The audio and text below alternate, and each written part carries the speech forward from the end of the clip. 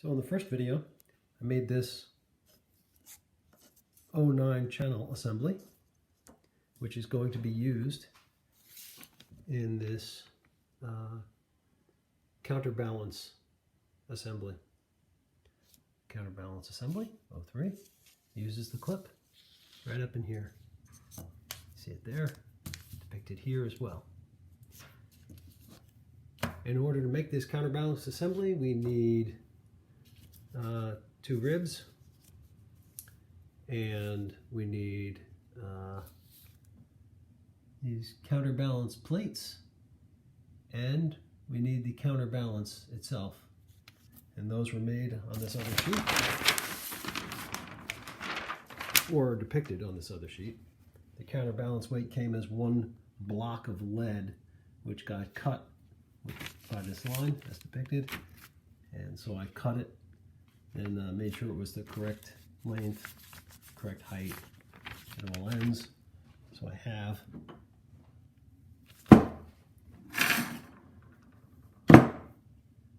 two of those blocks of lead ready to go.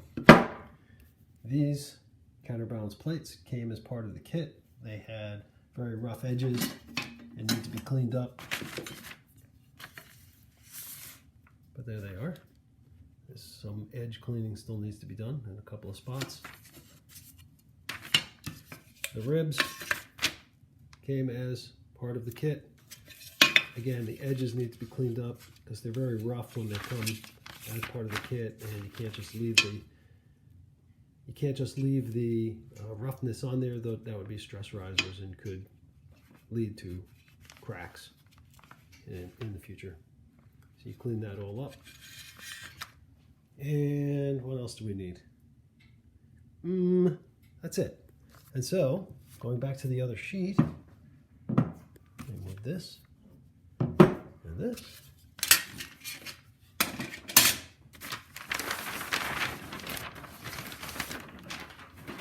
Going back to the other sheet, they give you exact dimensions on how it gets assembled, what kind of rivets and where, what size holes to drill for the, what size bolts to put in that hold the lead weight.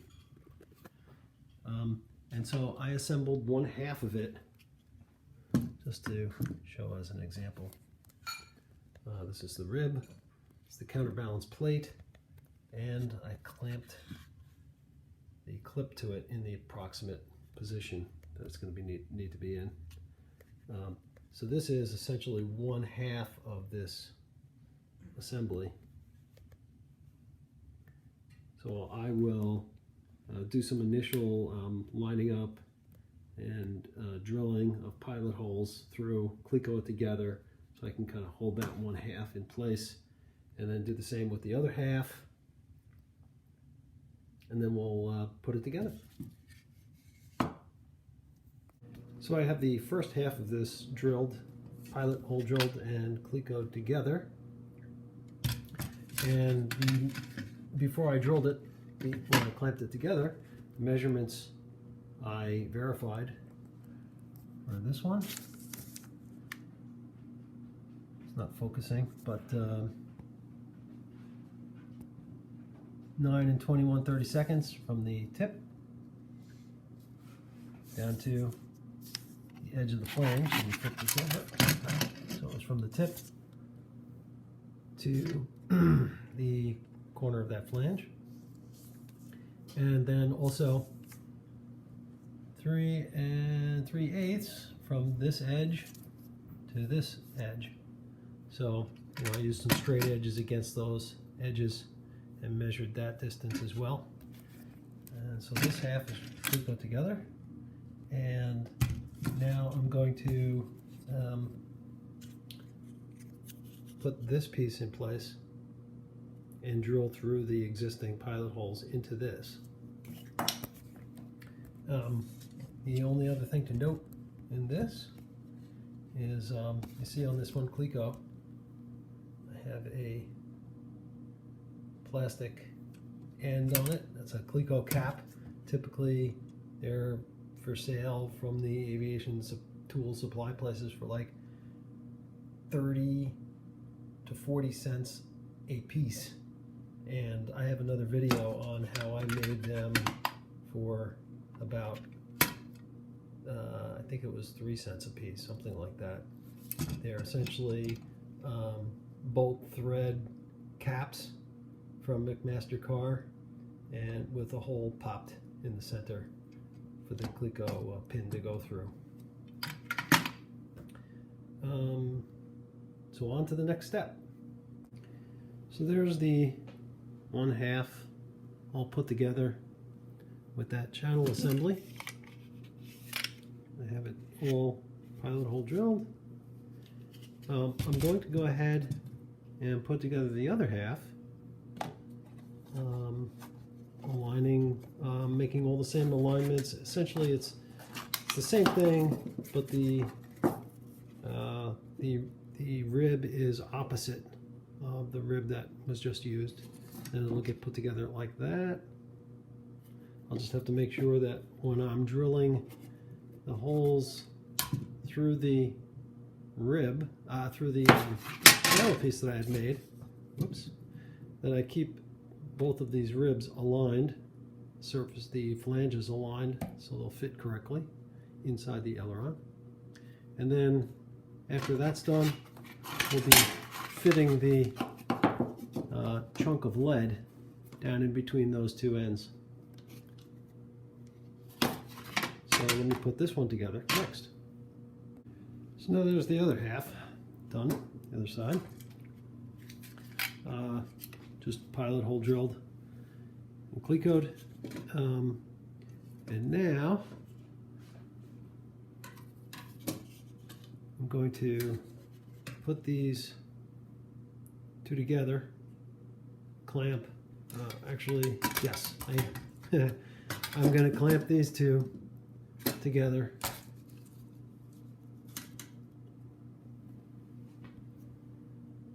So that we have one single unit. I'll just make sure that the flanges are aligned and that they're aligned this way per the plans. Right here it says align the faces, so that's what I'll be doing here. And Cleco that together, and then I'll put the weight in between here and start to do that up drilling. To do that drilling through the holes. So I'll make sure that these holes are aligned. I'll put the whole unit in the drill press and just kind of like line ream, I guess you would call it. Make sure that the holes are aligned before I start drilling through into this block of lead. So that's the next step. Okay, so here it is together, two halves.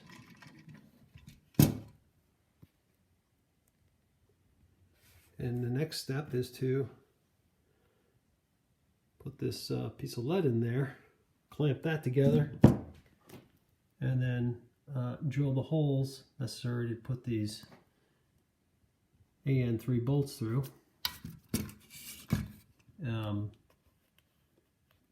So it says to locate the bolts per the pilot holes that are already in the plates, the counterbalance plates.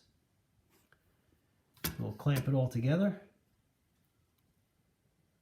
And it says to drill the initial holes halfway through, starting from each side, and then step ream the hole out to the sides to get a good hole all the way through the stack. So, since this is lead, I don't want to start with such a small, really tiny drill. Maybe I'll start with a number 30 instead of a number 40. And I'll try that. We'll see how it goes. Here is the completed assembly. This is the ribs, the plates, the channel assembly, the counterbalance weight itself, all assembled together. All that needs to be done now is for it to be completely disassembled, deburred, all cleaned up with Scotch-Brite.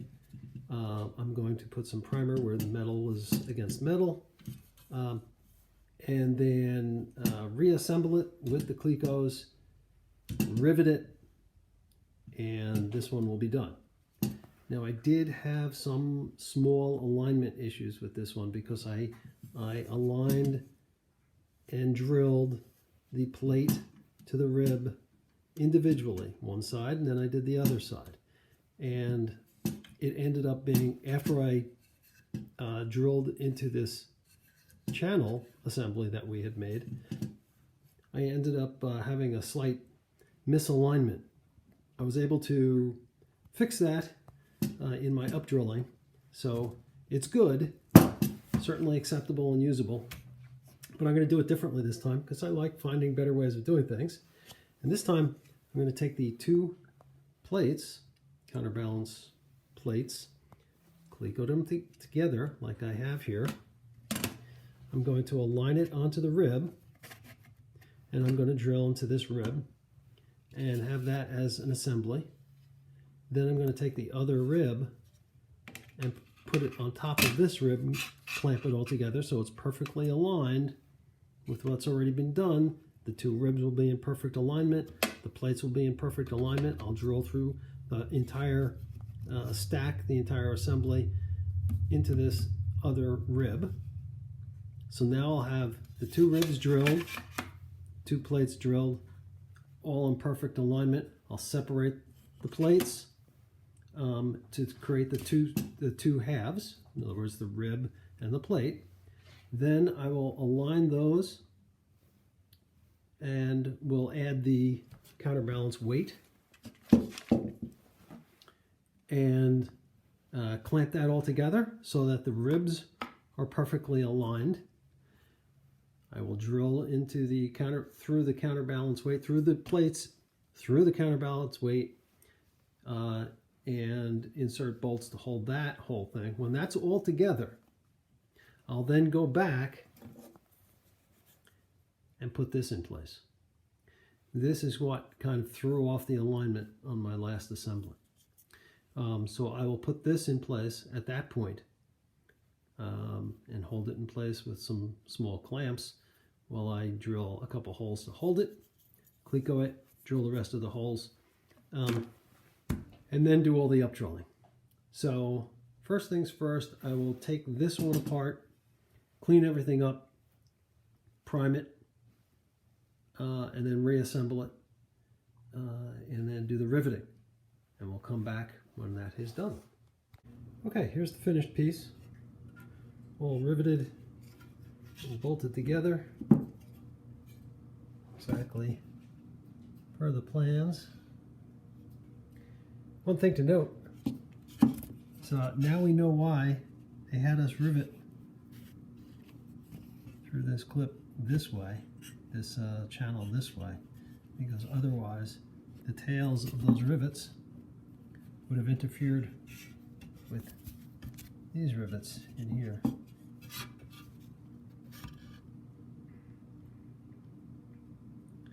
So there, everything fits together nicely that way. The other thing is, when I was riveting this together, this line of rivets is very close to this flange, and so I wasn't able to get my riveting gun in nice and square and press these rivets in all the way on a couple of them, not all of them. And I ended up having to drill out two of these rivets because they were in on an angle, and the head, this factory head of the rivet, was not sitting flush with the rib. So you essentially drill into that center hole the size of the hole number 30 drill, and pop the head of the rivet off and then punch it out with a punch. And there's a couple of ways you can handle rivets that are close to tight spaces like that. One is use a hand rivet gun like this, where I've essentially ground down the side of the head of this rivet gun so I can get it in nice and close in next to the flange, or in any kind of tight space, and make nice square rivets. And so that's it. So now I make a second one, just like it.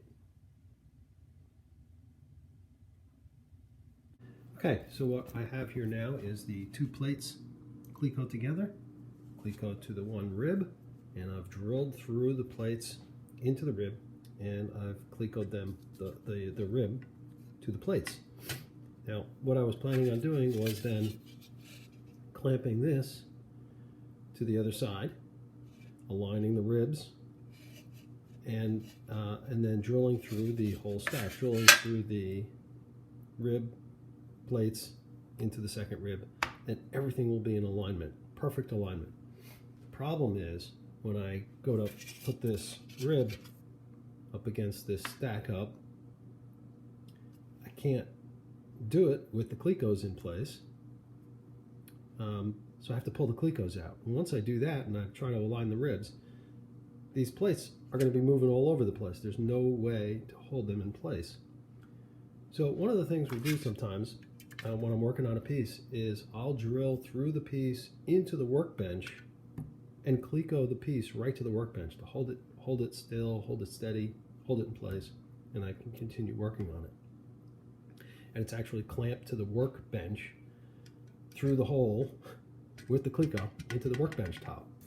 So what I've done is I've taken two little strips of wood, and I have drilled through the stack up into the pieces of wood, clecoed the pieces to the pieces of wood. Now I can take this other rib and lay this on top, because the clecos are not sticking through anymore. I can lay this on top, make sure everything is aligned, clamp it together with a couple clamps, drill it through like the corner holes. Once I've drilled through the corner holes, I can pull the clecos that are holding the pieces of wood, pull those off, and then cleco this rib to the rib and the two plates together. It'll hold everything in place. I can drill the rest of the holes, and then I'll be set with that. So that's what I'm going to do. Okay, so there's the whole stack up with the two ribs and the two plates, all clecoed together, drilled through, and everything's aligned very nicely. Now I have to separate it, put that block of lead in between the plates, and keeping the rib flanges aligned. So that's the next step. All right, here's the second one with the lead block now in place, and it turned out that that was perfectly aligned. The holes are perfectly aligned all the way through the lead block. So I'm pretty pleased with how that turned out. Now I still have a couple more holes to drill in the lead. That's a little slow going. You have to like drill a little bit, pull the drill out, clear the flutes in the drill bit, and go back in. Just do a little bit at a time. It's kind of slow going. Now I have to fit this clip in here, this channel, and I'll have to find a way to get this aligned and clamped so that I can drill through these holes on both sides. But now it's not super critical. As long as it's aligned with the flanges on the ribs, that'll be good. So the next step is fitting that, drilling the rest of the holes in the block, and those two will be done. And then it's on to the next step. So there it is. This one's for the left aileron, and it is done. All the rivets are in, both sides. Bolts are all in and torqued to spec. That channel piece is in. So these two are ready to go. And the next step is the other parts that are needed for the aileron assembly.